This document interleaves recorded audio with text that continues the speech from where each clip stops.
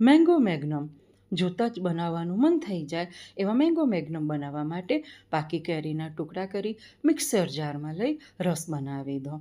1 cup કેરીના રસને લોથી medium તાપ ઉપર ગરમ કરો. કેરીના રસમાં પાણીનું પ્રમાણ પુષ્કળ આવેલું હોય છે, માટે આઈસ ક્રિસ્ટલ જામી જાય છે. આ આઈસ ક્રિસ્ટલ ના થાય તેના માટે રસને ગરમ કરવો જરૂરી છે. 2 ટેબલસ્પૂન ખાંડ ઉમેરો, જે ઓપ્શનલ છે. ખાંડ ઉમેરી સતત હલાવતા રહો. નીચે ચોંટવું ના જોઈએ. થીક પલ્પ થઈ જાય ત્યારે ગેસ બંધ કરીને આ પલ્પને બીજા બાઉલમાં લઈ ઠંડુ થવા દો. અમૂલ ફ્રેશ ક્રીમનો ઉપયોગ કર્યો છે. બીટરની મદદથી 1 મિનિટ માટે ક્રીમને લો સ્પીડ પર બીટ કરો. ફૂલાઈને ડબલ થઈ જશે. આ ફ્રેશ ક્રીમમાં અડધો કપ અથવા તો તમારા સ્વાદ મુજબ condense milk, 3 tablespoon milk powder અને ઠંડો થઈ ગયેલો કેરીનો પલ્પ ઉમેરી મિક્સ કરી દો. 30 સેકન્ડ માટે બીટરની મદદથી બીટ કરી દો. બધું જ વ્યવસ્થિત બીટ થઈ જશે અને મિક્સ થઈ જશે. તૈયાર બેટરને ડિસ્પોઝેબલ ગ્લાસમાં ભરી દો. ફોઇલથી કવર કરો અને કુલ્ફી સ્ટિક સેટ કરી દો.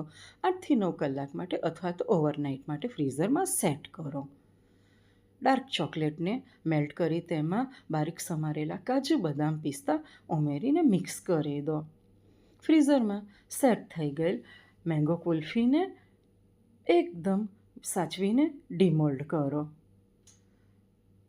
તમે જોઈ શકો છો, મેંગો કુલ્ફી એકદમ સારી રીતે ડીમોલ્ડ થઈ ગઈ છે. ડીમોલ્ડ થયેલ મેંગો કુલ્ફીને મેલ્ટેડ ડાર્ક ચોકલેટમાં ડીપ કરી દો. બધી જ બાજુ વ્યવસ્થિત ડીપ થવી જોઈએ.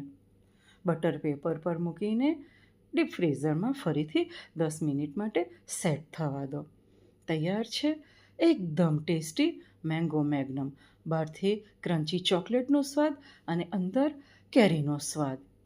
તમે પણ બનાવી તમારો અનુભવ મારી સાથે શેર કરજો અને મારી ચેનલને લાઇક, શેર, સબસ્ક્રાઈબ ને કમેન્ટ પણ જરૂરથી કરજો. ફરી મળીશું બીજી નવી કોઈ વાનગી સાથે.